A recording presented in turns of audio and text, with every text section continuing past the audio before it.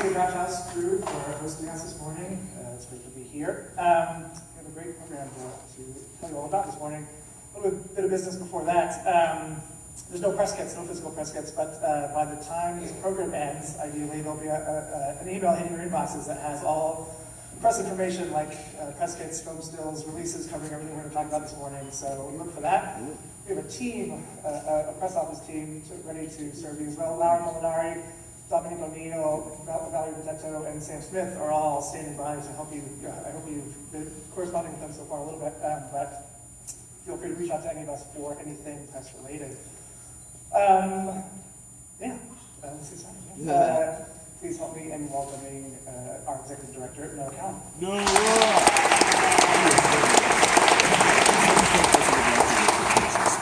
Good morning, everyone. That trailer was pretty cool, huh? Yeah. It's like we had a good time last year, and I think we're gonna have a good time again this year. Some really terrific films in the role at the end there, which we'll talk about in a couple minutes. But some official remarks. Good morning. Thank you for joining us today to kick off this year's festival. We're really excited to share the program with you. As you probably noticed, we're trying a few new things this year. The most striking difference you'll see is the change of our festival venues. A change that I think we're pretty thrilled about, and we're really looking forward to everyone's feedback and hopefully enthusiasm. With the arrival of the Alamo Drafthouse, we see a shift happening in the city's cinema landscape, with the Mission truly becoming the film-going capital of San Francisco. We're building our festival village here. We want to embrace the idea and present what we believe to be the most accessible festival footprint ever. We are taking advantage of a special opportunity to utilize the city's newest and oldest screens, from the brand new and technically perfect exhibition space you're in here now at Drafthouse, but also the beloved classic art houses like the Castro and the Roxy. In a way, we feel this reflects the way movie lovers watch movies in San Francisco today, and we really want to capture that balance as part of the festival. It's also amazing to be here in Drafthouse because these are true programmatic partners of the organization. These collaborations are incredibly important to the festival and to the growth of the Film Society, and we'll be hearing about that a lot during our presentation today. Not only are we partnering with Drafthouse, but we're also with amazing partners, both national and local, the New York Times, JCC, the Sloan Foundation, For a TV, Gray Area, Proxy, and the beautifully renewed BAM PFA. It's just stunning. Congratulations to Larry and Susan on that. One thing that definitely hasn't changed is the festival program, which is as strong as ever. We get started, we'll walk you through that in a couple minutes, but before I have a few thank yous, so please be patient. First of all, of course, to the Alamo Drafthouse New Mission for hosting us today and being such a great venue for the festival. Our move to the Mission would not be possible without your close collaboration. So big thanks to Tim League, Mike Keegan, Liz Duran. I think Mike, you're here today. Thanks for being such a big anchor to the city's film community. It's great. And also a big thank you to Georgiana Hernandez and our friends over at Calle 24, who have welcomed us so graciously into the Mission neighborhood. We look forward to collaborating with you during the festival and beyond. Big thank you to Net-a-Porter, who has returned as the presenting sponsor of Film Society Awards Night. We also want to recognize the San Francisco Film Society's new lead sponsor, the New York Times, very exciting for us, and our major sponsors, For a TV, Dolby, and Ingenieux. As part of our consortium of contemporary French cinema presenting sponsors, we gratefully welcome back Bank of the West. I think of Dan Ossokow here, thank you for coming. The French American Cultural Society, I think I saw Hannah Lou, hi Hannah. And Consul General of France, San Francisco, such an amazing supporter, not just of our festival, but cinema in general in the Bay Area. Thank you so much, Stéphane, Gilles, and Emily, for coming this morning and supporting us. A big thank you to Susanna Robbins and the San Francisco Film Commission, our partners in the presentation of locally filmed features, and this year, the special presenter of Radio Dreams, filmed right here in the Bay Area. The Film Commission is a year-round supporter of the Film Society and Bay Area filmmakers. We're very grateful for that partnership. A huge thanks to Fort Point Beer Company, our exclusive year-round beer sponsor, Presidio neighbor, and grease to our fun parties all year long. You're considered a trusted partner, and thank you so much for being here, Colleen Fredericks and Justin Catalana. A special thank you to our premier hotel partner, Joie de Vivre Hotels. This allows us to bring guests in from all over the country and all over the world to celebrate with you these great films that we're showing A big thank you especially to Michael Consalvas with Hotel Zeta and Chad Shavit, hope I got that right, at the Hotel Zelos for being with us here today. Thank you to Nokia, the New York Times, Samsung, Oculus Rift, and Google Cardboard for helping us pilot a VR program we're going to be unveiling for you today, which we'll tell you about in a little bit. Apologize if I'm missing anyone on this list. There's a lot of you, and we wouldn't be able to do it without you. Other thank yous that are necessary here today to our board of directors. Their tireless support and incredible financial support of the organization means that we're able to do the things that we do. And they also provide enormous inspiration and support for me personally. So the board of directors here, thank you so much. There is an incredible group of staff, interns, and volunteers who put not only this event on today, but the festival and all of our year-round programming. Let's give them a hand right now and thank you for everything. And last but not least, all of you here. The Bay Area has been incredibly welcoming to me in the 2 years I've been here, and in a large part that's because of the vigorous and determined cultural life of this city and those who support, defend it, and write about it. So thank you to all of you for your continuing work, and we look forward to partnering with you and making this a great festival. Thank you. Clap yourself. All right, shall we begin? Let me bring up our incredible programming team, beginning with the Director of Programming, Rachel Rosen, and programmers Rod Armstrong and Audrey Chen.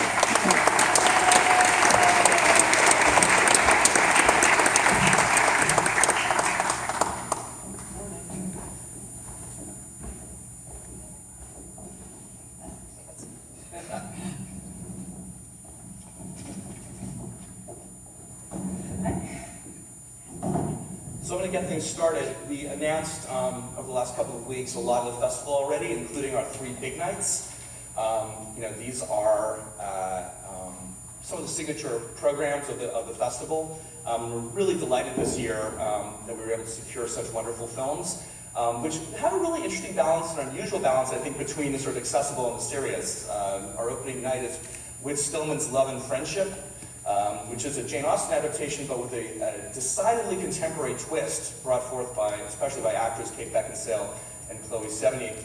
Indignation, the directorial debut of incredibly famous writer and producer James Schamus, is an adaptation of the Philip Roth novel. Hearing this adaptation word a few times today, I think.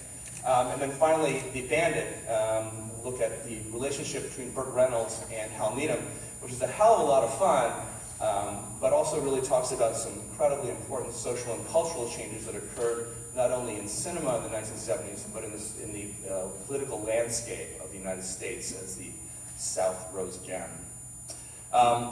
In our awards and special events, we have, as always, great people coming to speak to us and some really unusual and interesting collaborations we want to highlight.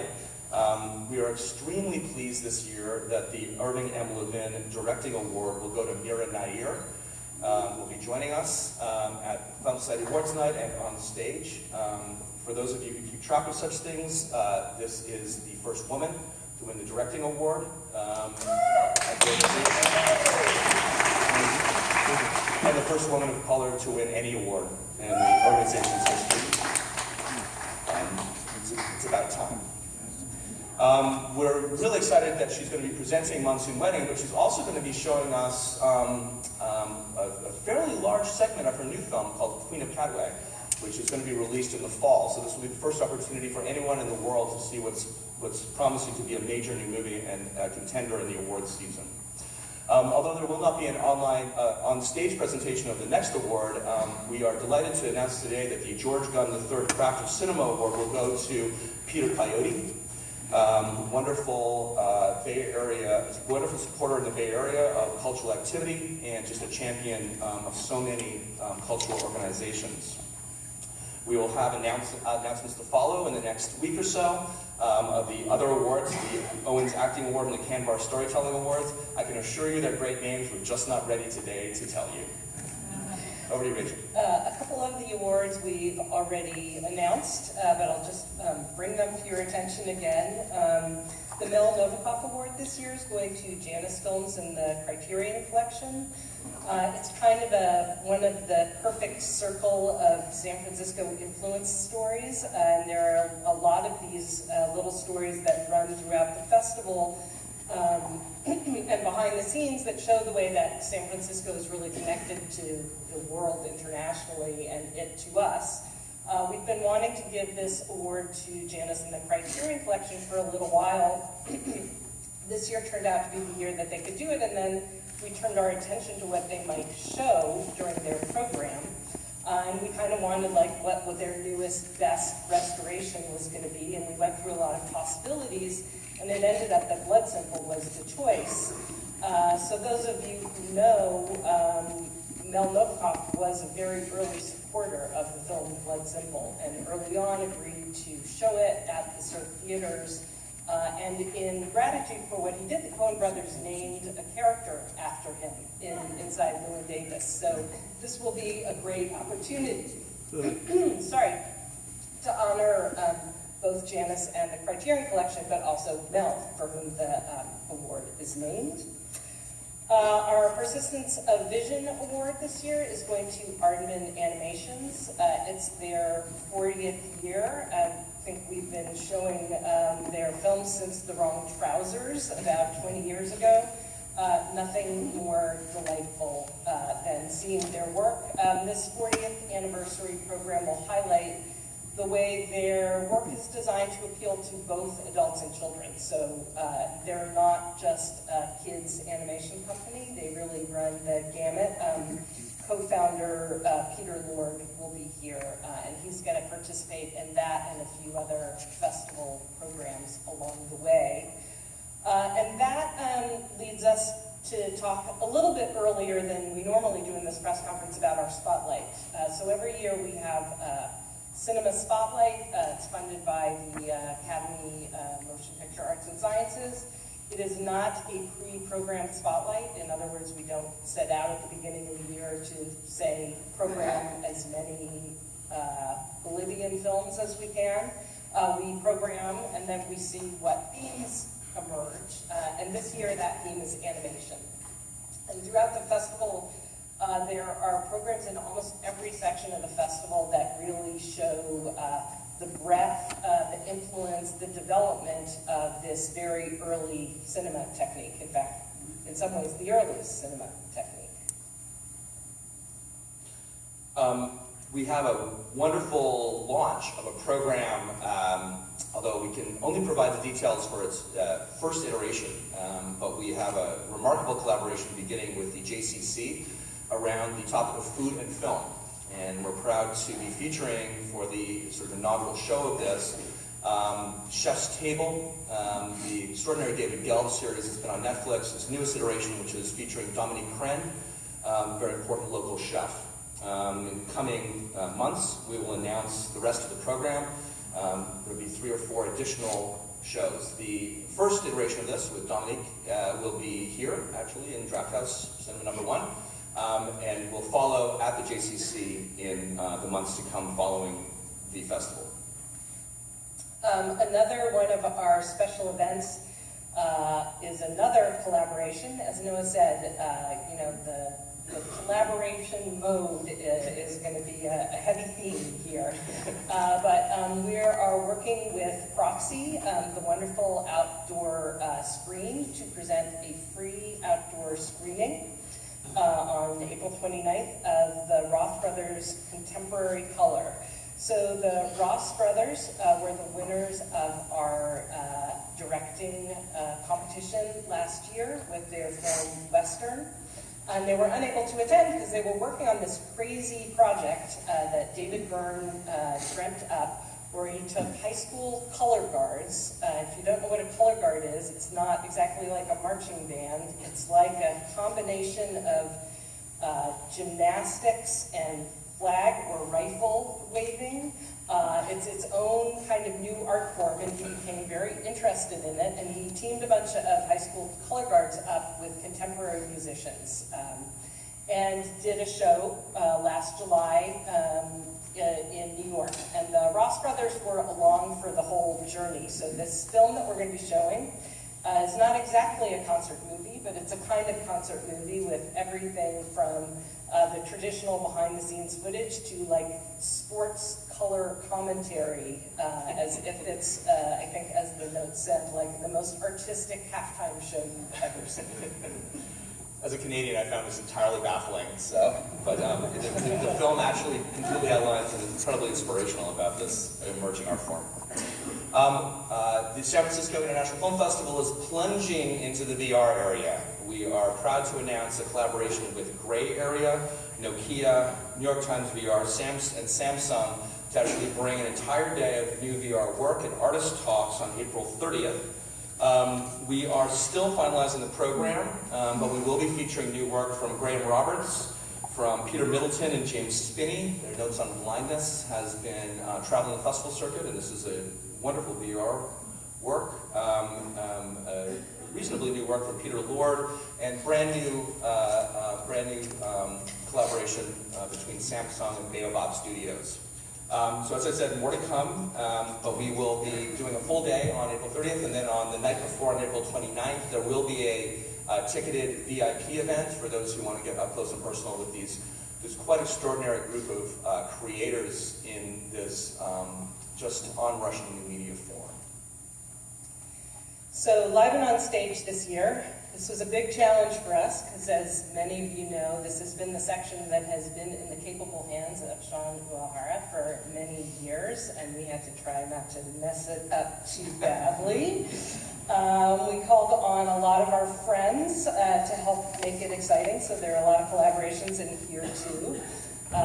We will have as our State of Cinema address this year our friend Wesley Morris. Many of you may remember him as an Examiner or Chronicle critic. He left us to go off to the Boston Globe, where he picked up a Pulitzer Prize, and then he did some amazing writing at Grantland. And he is now cultural critic at large for the New York Times. And it's been really exciting to watch him move past the form of film criticism to a bigger form of cultural criticism. He's been working on a longer project, and I think his State of Cinema address will address a part of that. And it's about Sidney Poitier and what he calls his secret radicalization. And how that's reflected into the discussions about race going on about Hollywood currently. So that's going to be a great State of Cinema address. Our live music and film program. We reached out for a little bit of help on this one to our friend Dan Wilcox at KCRW in Los Angeles, and he hooked us up with Mercury Rev, who were kind of like the dream scenario of a band to do this program because they're film students where they've studied film in the past. This year's selection is a little bit unusual in that it's not actually a silent film, as those of you who know the film may know, but made early enough in the sound era that it's still largely told through intertitles with very little dialogue. So it's a little bit unorthodox, but luckily Janus Films and the Criterion Collection have a beautiful box set, so if it inspires you to curl up with the original soundtrack, you could do that the day before or after. He's put together, or Mercury Rev, they've put together a really amazing band to come with them, including Simon Raymond of the Cocteau Twins, who also happens to head the label that they're on. As well as the percussionist Michael Jerome Moore, who I read on Wikipedia is both ambidextrous and double jointed, which seems like a great thing to be if you're a percussionist. And, come on. Sounds great. And our third program is called Things in Films. This is along the lines of our live storytelling events that we've done in the past in various forms, just a little more focused. Again, we got some help here from our friends at the Thing Quarterly. So we're going to have 5 or 6 guests. They are going to talk about something in a movie, whether it's a painting in the background or a costume that has interested or obsessed them. We're in the process of announcing who those people will be, but I can tell you that American Public Radio producer Starlee Kine is going to join us. We think she's pretty good at this kind of storytelling, so we're excited to have her with us. And then she'll be joined by some wonderful local artists and a couple filmmakers from the festival. The marquee presentations really are our way of grouping, giving a kind of a hot list of the buzzworthy titles coming off the festival circuit this year. These are the documentaries you're going to see featured in op-ed pages across the country, and the features that could well be involved in awards season. We are pleased that 2 of these marquee presentations this year are films that have been supported by the San Francisco Film Society, the Kenneth Raymond Foundation's Filmmaking Granting Fund. These are The Fixer, directed by Nina Olds and produced by Caroline von Kuhn. The story is set in Marin County. Sort of deals with the return of a war fixer, or the arrival of a war fixer from Afghanistan and how he integrates or does not into this new community. Five Nights in Maine, directed by Maris Curran, starring David Oyelowo, Diane Wiest, and Rosie Perez. The reconciliation between a widower and the mother of a woman who dies suddenly in a car accident. We are pleased to have several wonderful guests coming with these films. We confirmed today that David Oyelowo will be with us for The Fixer. We also have a wonderful collaboration, again, with the Sloan Foundation on 2 films playing in the festival this year. The Sloan Foundation supports projects that deal with the history of science, storytelling around science and scientific community. The first of these is The Man Who Knew Infinity, which will have a whole passel of mathematicians to celebrate the life of Ramachandran, the quite extraordinary early 20th century mathematician. And also Dev Patel and Stephen Fry will be with us for that very special screening at the Castro. We'll also be featuring the just sort of recently recently premiered film Operator, which premiered at South by Southwest, which also has a significant science theme. A couple of really significant local films will be in the marquee section this year, and we'd like to draw your attention to them. Author, the J.T. Leroy story, which recently premiered at Sundance, chronicles the scandal around J.T. Leroy and the supposed impersonation of a young trans man who was meant to have written the books. The actual author of the books is profiled within this film, and she will be present at the screening with a number of special guests. Laura Albert, a very important local figure. We're also going to be showing Werner Herzog's Lo and Behold, which has the German filmmaker taking his unique perspective on the technological community, mostly in and around the Bay Area, beginning with the founding of the internet and moving through topics such as sort of robotics and cellular-free spaces. Also in this section, we'll have a film that underlines another theme that you're going to be hearing a lot about, which is returning filmmakers, people who've had some interaction with us who are coming back again. This is in the form of the international premiere of Our Kind of Traitor, directed by Susanna White. This is a literary adaptation for another theme of a Jean Le Carré novel, but it's brought to us largely by the team who were responsible for Two Faces of January, which was our opening night film a couple of years ago. So it's only appropriate I talk about some other literary adaptations, since when I'm not watching movies, I'm reading. They include Jason Bateman's Family Fang, which is faithful to Kevin Wilson's rollicking and only slightly disturbing novel about the grown children of parents who were performance artists and used their children frequently in those artworks. And it stars Jason Bateman, who directed the film, and Nicole Kidman. But it's really Christopher Walken who, as the patriarch, Caleb Fang, kind of steals the show. Also, High Rise is Ben Wheatley's delirious vision of J.G. Ballard's novel starring Tom Hiddleston and Jeremy Irons as residents of a building where class warfare is taking place. And lastly, we have Taika Waititi. His new film, Hunt for the Wilder People, is based on a Barry Crump novel called Wild Pork and Watercress, and features Sam Neill and a delightful performance by a young boy as they is filled with names that you'll recognize, many of them festival regulars, from Marco Bellocchio to Sergei Loznitsa to Kiyoshi Kurosawa, Chantal Ackerman, Hong Sang-soo, D.A. Pennebaker, Otar Yosoyani, they're all there. I will highlight one film in that section, which is the film by our former POV recipient, Barbara Koppel. It's called Miss Sharon Jones, and it is a really uplifting year, if you could say that. It's an uplifting year in the life of Sharon Jones, the irrepressible singer, as she battles pancreatic cancer and liver cancer.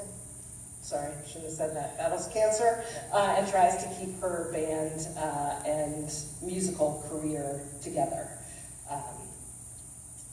And Aliens is 30 years old, and it's kind of amazing. And the fact that it's held up so well is one of the reasons why we're presenting it.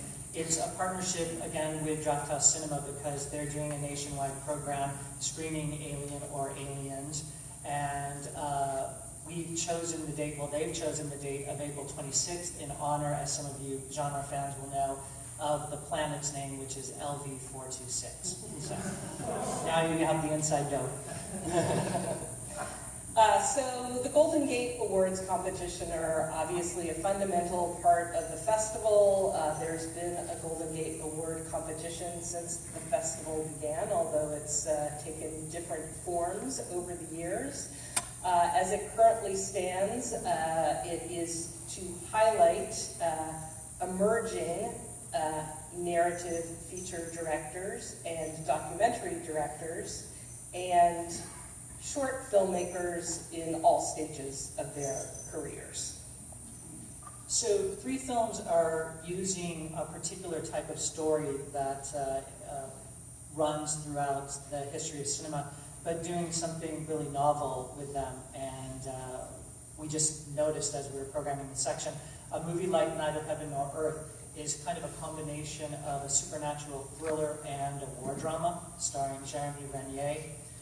From Lebanon, we've got Very Big Shot, which combines the story of drug smuggling and also a film within a film narrative to talk about politics, of all things, and religion.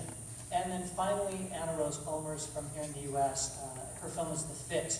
It melds robust physical dance sequences into the coming-of-age story of a young African-American girl. In our documentary competition, we have a great combination of films from around the world, but I will highlight some of those with a local angle. Of course, we have our 2 Bay Area documentaries in competition. Amanda McKaylee's Have a Baby, about the high-stakes business of fertility treatment. We also have Kelly Duane de la Vega and Katie Galloway's The Return, about prisoners being released in the wake of reforms to the 3 strikes laws and its attendant sentences. And I believe one of the gentlemen being released in her film will also be with us for the screenings of the film, along with Katie and Kelly. We have a wonderful world premiere of an extended family guided by an irrepressible transgender Mississippi trailer park matriarch, Jerry, who will be here with us at the festival. It's directed by Moby Longinado, who just happens to be the son of last year's Persistence of Vision Award winner, Kim Longinado. And finally, we have another Doc Fund winner from supported earlier in its life, Solera, which is a tale of modernization and the loss of a way of life on the world's largest salt flat in Bolivia, where the slow, painstaking craft of gathering salt is being taken over by the government's desire to cash in on the lithium that is also located there. And selecting films to put in Golden Gate Awards competition is always a group effort, but this is especially true for short films, not only by our dedicated pool of screeners, but this year we...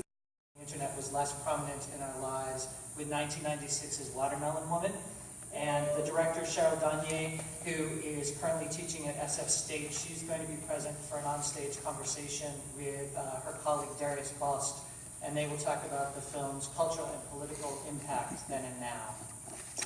And continuing along with the theme of films about films, we'll also be featuring the world premiere of Escapes, which is Michael Almereyda's rollicking portrait of the actor, screenwriter, producer Hampton Fancher, who's best known for bringing Blade Runner to the screen or through its pre-production process. This is the section also for those of you statistics collectors that has the longest film in this year's film festival. If you want to see that beautiful, great view that's featured at the beginning of our trailer, get ready to settle in for the 317-minute long happy hour. It's a lovely Japanese film that tells about the friendship between four women and their relationship. For his Iranian film, Frontier Blues. We're also featuring a wonderful documentary called Samita. It has fresh off its audience awards at both IDFA and the Sundance Film Festival.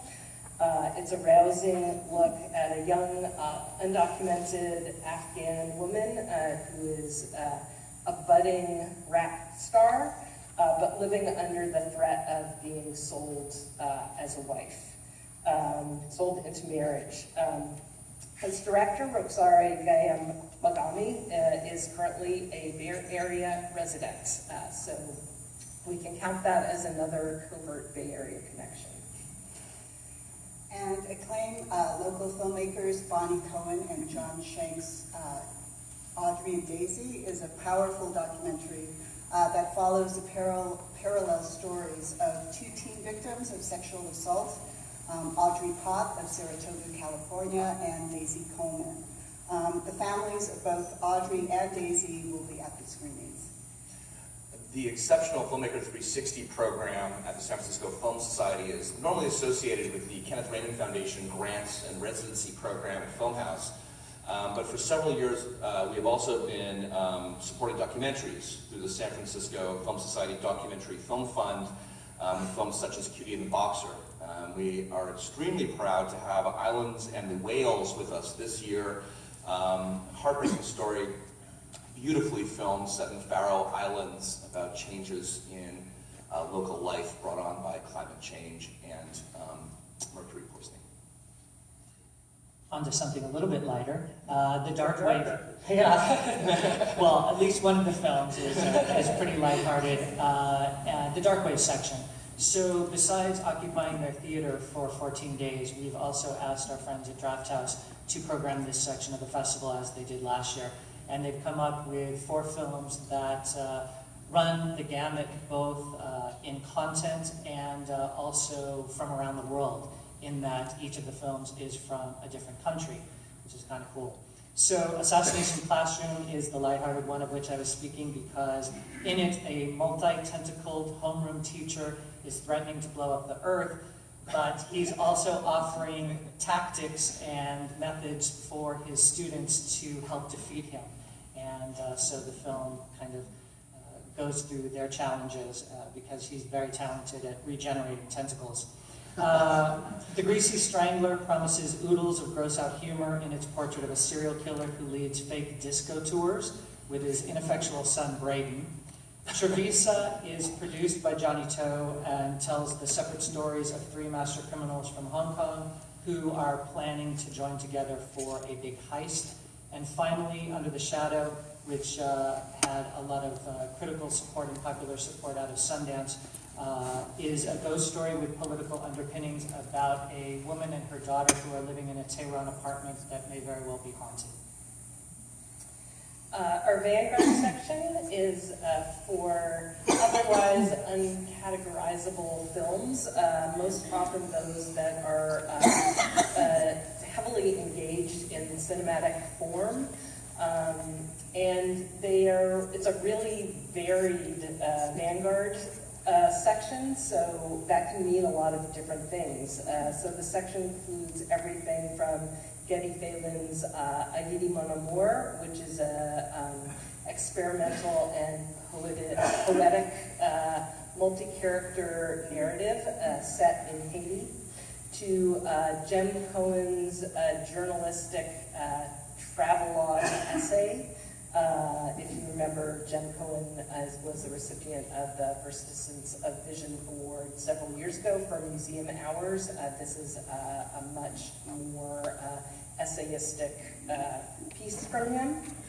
To Lewis Clark's wonderful modernistic collage neo-noir melodramas in '66, to a very traditional, I'll call it, avant-garde shorts program, which is curated annually by Kathy Garretts and Vanessa O'Neill.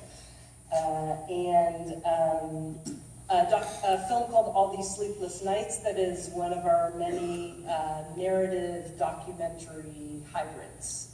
Very interesting Polish film. So, masterclasses.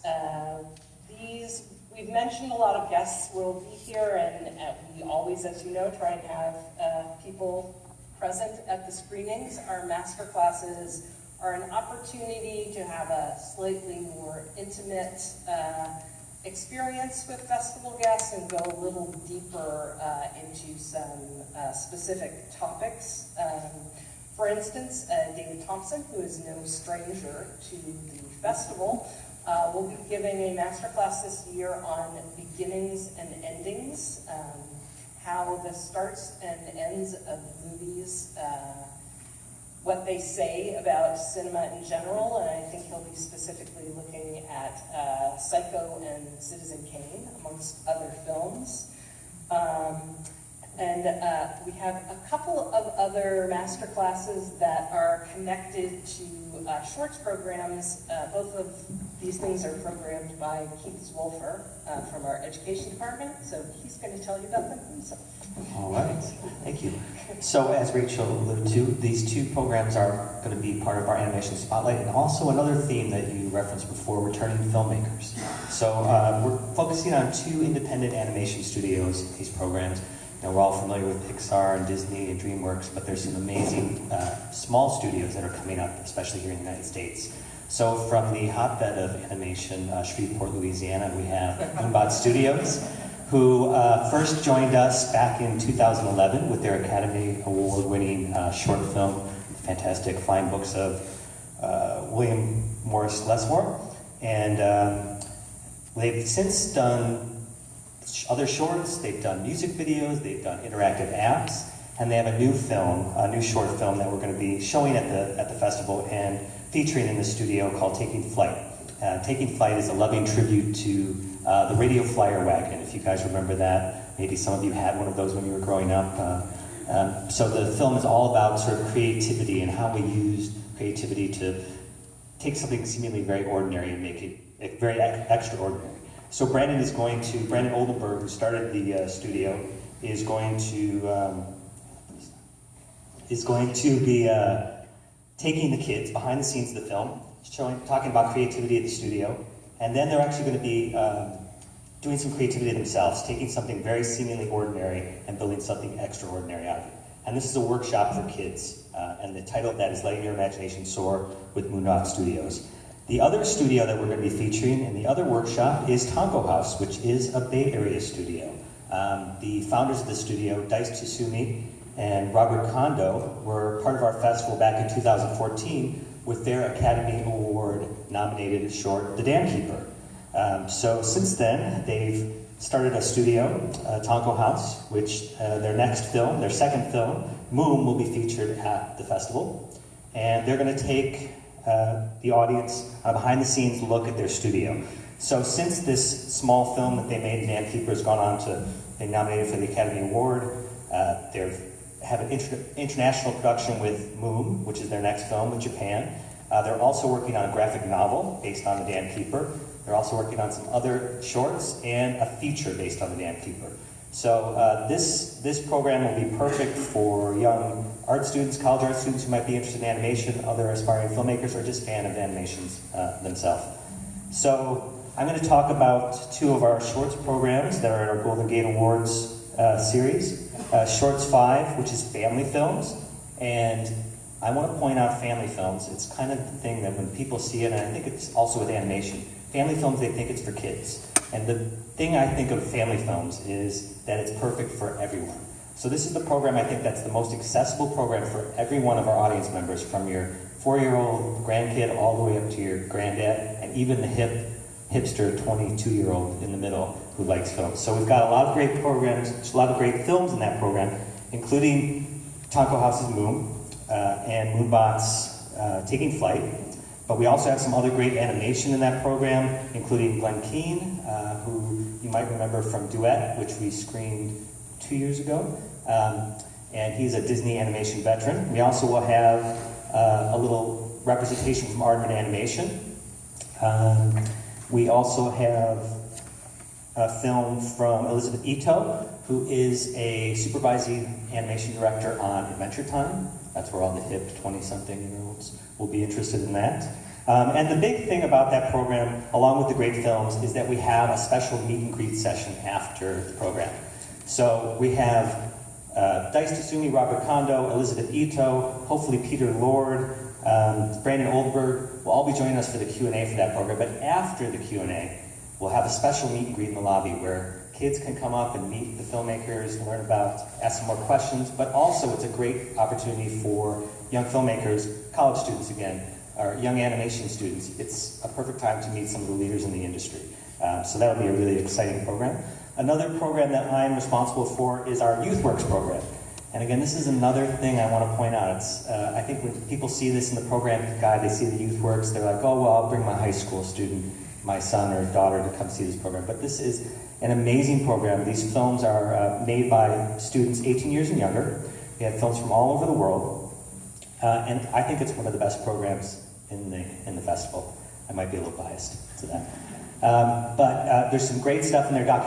To add as we go along, as well as, for instance, I think part of your press notes probably include guests expected at the festival. Some of them we've mentioned here, but our guest department is hard at work making arrangements for people to come, so we'll probably have additional guest announcements as time goes on also. So,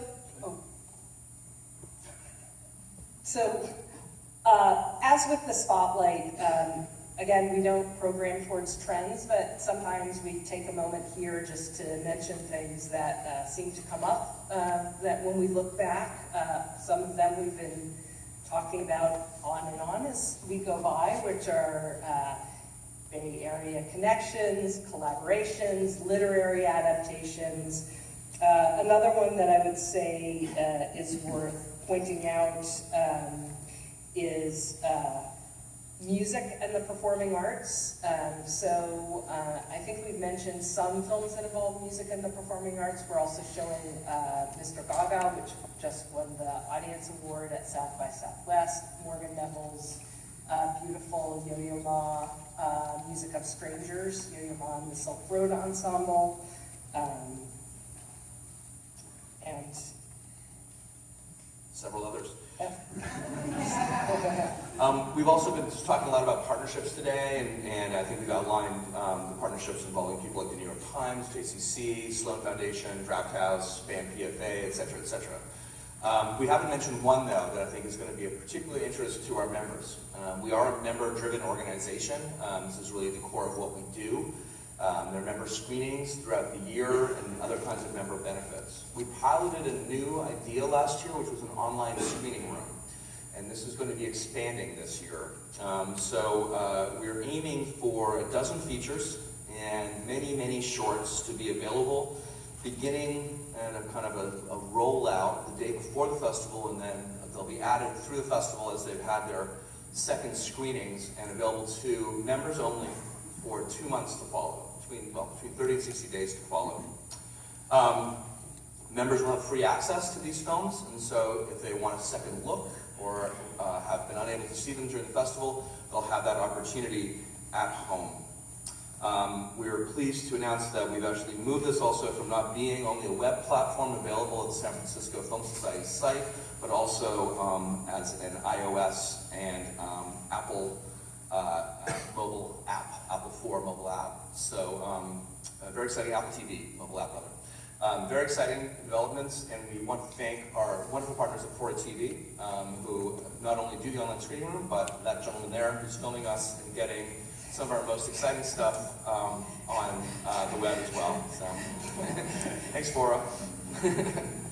The other, just to underline also, this has been an exceptional year for films supported by the other side of the San Francisco Film Society's Filmmaker 360 program. I believe we've actually identified all of them, but just to recap, we have 7 features and 2 shorts that have received support through our partnerships with organizations such as Generosity Foundation and the Kenneth Ranning Foundation and many others. We look forward to actually having this as an expanded part of the program. It's really exciting to see the growth and sustainability of this Bay Area filmmaking community making such exceptional work. That's, I think, we're going to end it today. We're going to turn it over to you for questions. Everyone is available for, we're actually not going to do questions, but everyone's available for further comments. Thanks for coming out to the Draft House today, and we'll see you here in a couple of weeks. Thanks so much.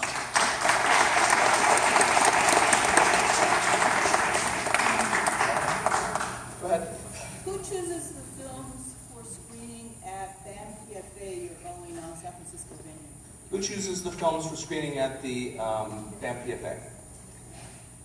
So it's a collaborative effort between our programming team and the Pacific Film Archive programming team. We let them know what we're looking at. They'll often come back from festivals, travel abroad, and inquire about certain films.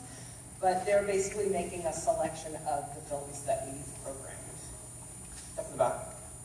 2 practical questions. Is there going to be an app with a grid format on it? I don't think you mentioned it here of that. And secondly, will the master classes be both videotaped and possibly made available online like cinema? Oh, the tough questions. I can do the app. Okay. So when we talk about an app, that's just for the online screening room. There isn't an app related to the film festival schedule. So there will be a grid, but it'll be about the films that are available online. So there's not a grid that we can look at to do our planning? No. And with master classes, the possibility that they might be online? We don't know. That's the definitive answer. I don't know. Our bigger things are usually filmed, and I just don't think we've determined whether we'll be recording those in total yet. Go ahead. Yeah, excuse me. The Kabuki one sat almost 500 people. Is there in any of the screens here in the Mission can hold that many? Yes. The Victoria Theater's capacity is just under 450. The question was, is there a seat count comparable to the 500 and change that we had at the Kabuki one? Yeah. Any additional press screenings before the festival? Any additional press screenings for the festival? Yes, there will be press screenings, and those lovely press officers who were introduced to you at the beginning can tell you all about them afterwards. Good. It's a great program, but I really wanted to see